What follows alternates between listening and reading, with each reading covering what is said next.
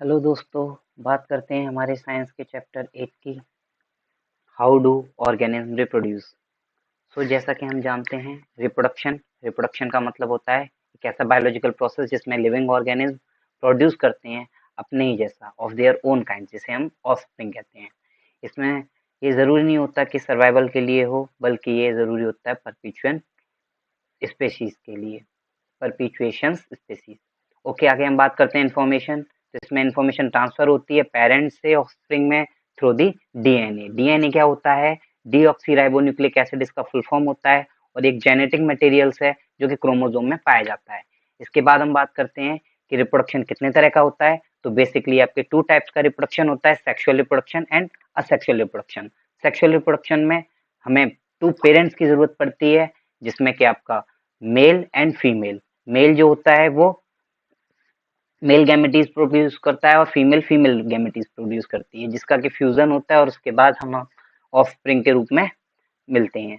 आगे हम बात करते हैं सेक्सुअल रिप्रोडक्शन की। तो सेक्सुअल रिप्रोडक्शन क्या होता है? तो सेक्सुअल रिप्रोडक्शन यहाँ पे हम प्लांट्स में देखेंगे।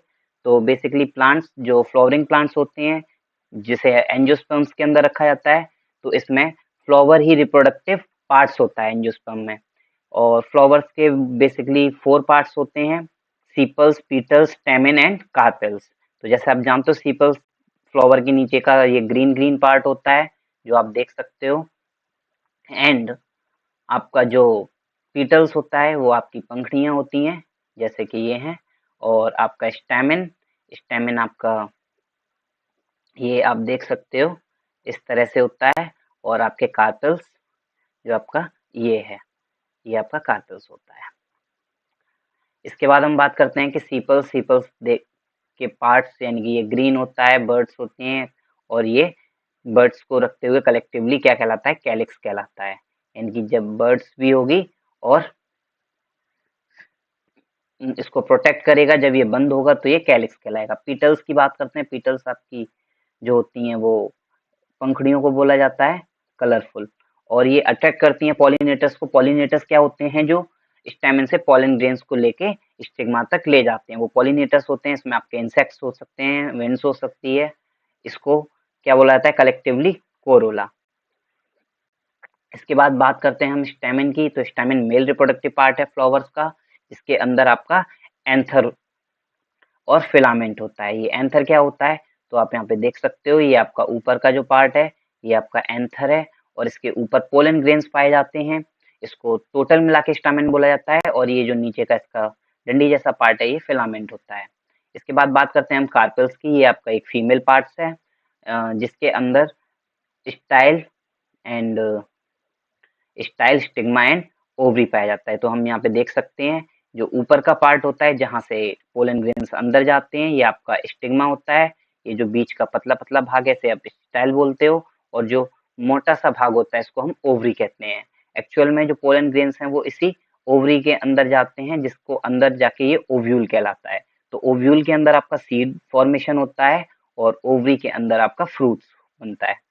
इसके बाद बात करते हैं हम बाइसेक्सुअल फ्लावर्स क्या होता है। तो बाइसेक्सुअल फ्लावर्स वो होता है जिसके अंदर आपके मेल गैमेटीज और फीमेल गैमेटीज दोनों ही पाए जाते हैं, यानी आपका स्टामेन एंड कार्पेल्स दोनों ही आपके पाए जाते हैं। इसके बाद बात करते हैं हम यूनिसेक्सुअल फ्लावर्स की। तो यूनिसेक्सुअल फ्लावर्स वो फ्लावर्स होते हैं जिनमें या तो आपका स्टामेन हो या फिर आपका कार्पेल्स हो, यानी या तो मेल रिप्रोडक्टिव पार्ट्स हो या फीमेल रिप्रोडक्टिव पार्ट्स पाया जाता हो, जैसे कि आपका कॉर्न हो गया। इसके बाद बात करते हैं हम पोलेंस की। पोलेंस क्या होते हैं? तो पोलेंस आपका मेल गैमेटीज होता है, जैसे मैंने आपको ऊपर ही बताया था। पोलन ग्रेन्स आपके एंथर के ऊपर पाए जाते हैं, जो कि आपके मेल गैमेटीज होते हैं, और ये कहाँ से आते हैं? ये एंथर के बर्स्ट होने से आते हैं। यानी ऊपर जो आपका पार्ट होता है, मैं आपको दिखा देता हूँ, इस तरह का जो पार्ट जब ये बर्स्ट होता है तो इसके अंदर से पोलन ग्रेन्स निकलते हैं। इसके बाद हम देखते हैं आपका ओव्यूल्स। तो ओव्यूल्स के अंदर एग होता है, जिसे फीमेल गैमेटीज भी बोलते हैं, और जब ये ऊपर से पोलन ग्रेन्स और अंदर से एग्स मिलते हैं तो ये इसके अंदर सीड का फॉर्मेशन करते हैं। इसके बाद बात करते हैं हम फर्टिलाइजेशन क्या होता है। तो फर्टिलाइजेशन एक फ्यूजन प्रोसेस है मेल गैमेटीज और फीमेल गैमेटीज की। जब मेल फीमेल गैमेटीज दोनों मिलके आपका फ्यूज होके एक नया सेल बनाते हैं, उसको आप फ्यूजन प्रोसेस बोलते हो। यही फ्यूजन प्रोसेस आपका फर्टिलाइजेशन कहलाता है।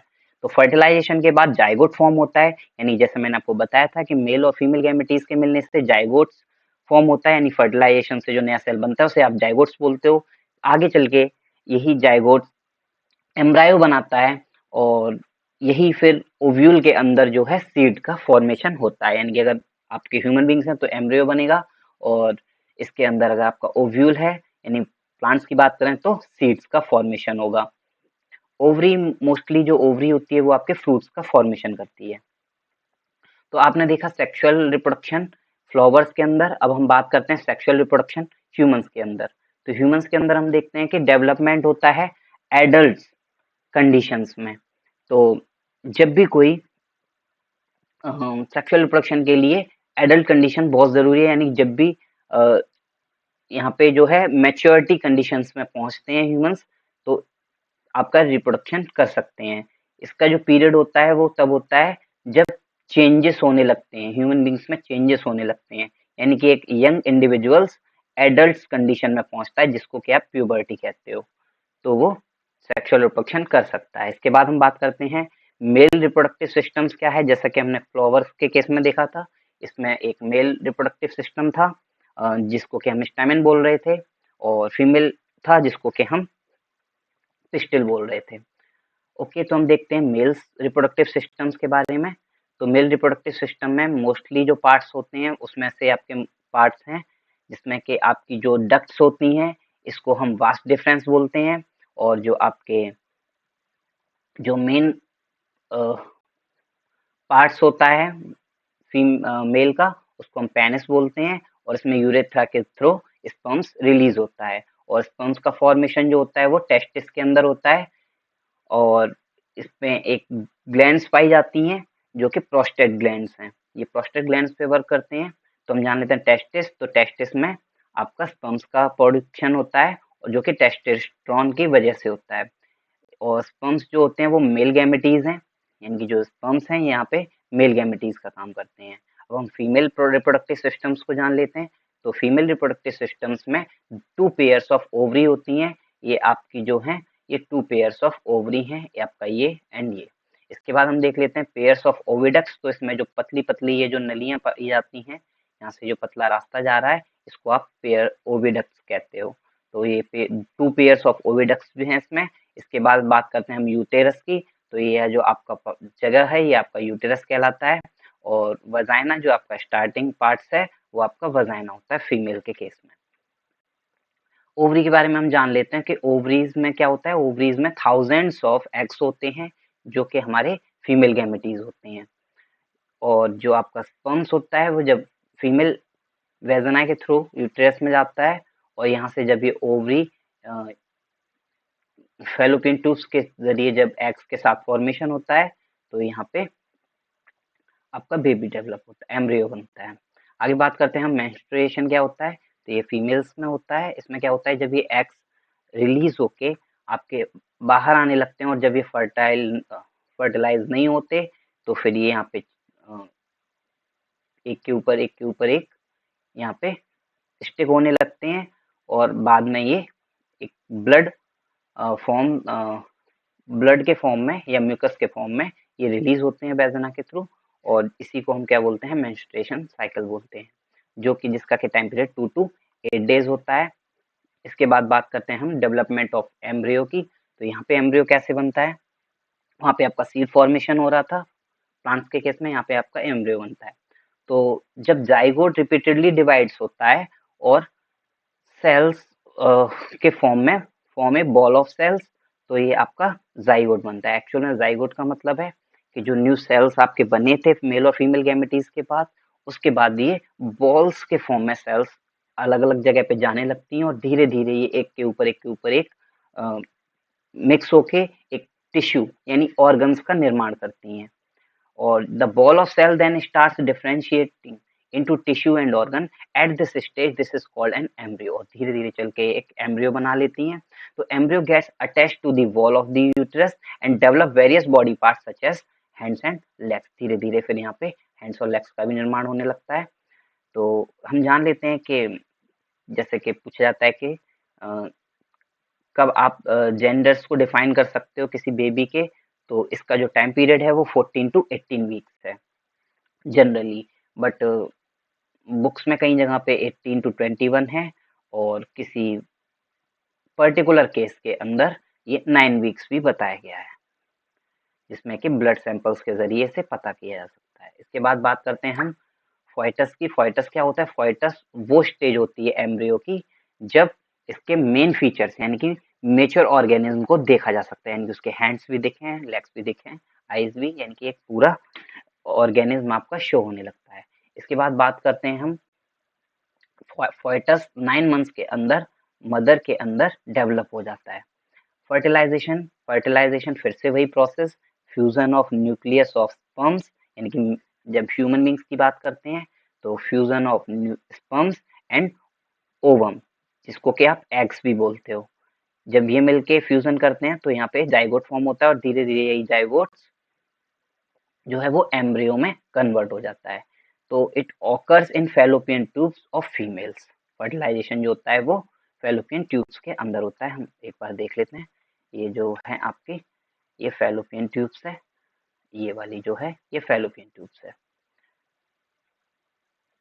इसके बाद हम बात करते हैं नेक्स्ट हमारे टॉपिक्स की, जिसका नाम है वेजिटेटिव प्रोपोगेशन। उससे पहले हम देख लेते हैं कि एम्ब्रियो जो है वो इम्प्लांट होता है यूटरस में, यानी यूटरस में ही जाके ये बड़ा होता है, और फोइटस डेवलप होता है मदर्स के अंदर, मदर्स की बॉडी के अंदर, जिसको आप बोलते हो गैस्टेशन पीरियड। ये भी आपको याद रखना है, एग्जाम में पूछा जा सकता है। आगे बात करते हैं हम वेजिटेटिव प्रोपोगेशन की। वेजिटेटिव प्रोपोगेशन का क्या मतलब है? वेजिटेटिव प्रोपोगेशन का मतलब है कि प्लांट्स का ग्रो होना, वो भी प्लांट्स के पार्ट्स के थ्रू, यानी कि प्लांट्स का विदाउट असेक्सुअल रिप्रोडक्शन के थ्रू जनरेशन होना। तो इसमें क्या होता है, न्यू प्लांट्स डेवलप होते हैं थ्रू दी वेजिटेटिव पार्ट्स। ये वेजिटेटिव पार्ट्स होते हैं जैसे कि रूट्स हो गई, आपकी लीव्स हो गई, ब्रायोफाइलम इसका एक अच्छा एग्जांपल है, ये आपको याद रखना है, जो कि लीव बर्ड्स के थ्रू बनता है। इसके बाद बात करते हैं natural methods of vegetative propagation की। तो इसमें हमें पढ़ना है stem propagation, propagation by leaf, propagation by roots, यानी कि आपको सीधा सीधा है कि स्टेम के थ्रू कौन कौन से प्लांट्स डेवलप होते हैं, इसमें आप स्टेम्स का यूज करके न्यू प्लांट्स को ग्रो कर सकते हो, लीव्स के जरिए कौन से होते हैं और रूट्स के जरिए। तो आपको ये याद रख लेना है कि स्टेम के थ्रू आपके पोटैटोज हो गए और बर्ड्स हो गई, जिनके अंदर मतलब बर्ड्स होते हैं, वो सारे प्लांट्स आपके स्टेम प्रोपोगेशन में आ जाएंगे। और लीव्स के जरिए जो होता है ये आपको याद रखना है, ब्रायोफाइलम जो होता है वो लीव्स के जरिए न्यू प्लांट्स में न्यू प्लांट्स को जनरेट करता है, यानी कि ग्रो करता है। प्रोपोगेशन बाय रूट्स, तो रूट्स में आपको स्वीट पोटैटो और ये सारी चीजें आपको याद रखनी है, शुगर केन, रोज, मनी, ये सब आपके स्टेम कटिंग के थ्रू रिप्रोड्यूस होते हैं, यानी कि शुगर केन, रोज, इन सब में आपका स्टेम वेजिटेटिव प्रोपोगेशन होता है। फिर हम बात करते हैं आगे artificial methods of vegetative propagation की। तो आर्टिफिशियल मेथड्स क्या हैं? तो आज के समय में हम कटिंग के थ्रू, यानी कि कटिंग के थ्रू वेजिटेटिव प्रोपोगेशन करते हैं, स्टेम कटिंग के थ्रू करते हैं, या फिर रूट कटिंग के थ्रू करते हैं। तो कटिंग मोस्टली प्रोसेस है जिसमें कि रूट्स को प्लेस किया जाता है सॉइल के अंदर, और वो एक इंडिविजुअल या न्यू प्लांट्स में डेवलप हो जाते हैं। लेयरिंग भी जान लेते हैं हम। लेयरिंग जो होता है वो, इसके दो मेथड होते हैं, माउंट लेयरिंग और एयर लेयरिंग।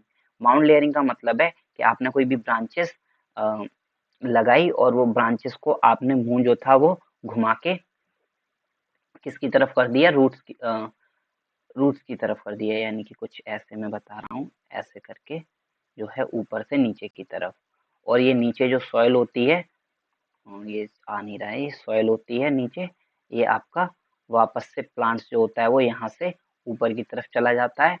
तो आपका ये जो है एक न्यू प्लांट्स यहाँ से आप कट कर देते हो बीच में से, तो एक न्यू प्लांट्स आपका जन्म बन जाता है, इसको आप लेयरिंग बोलते हो।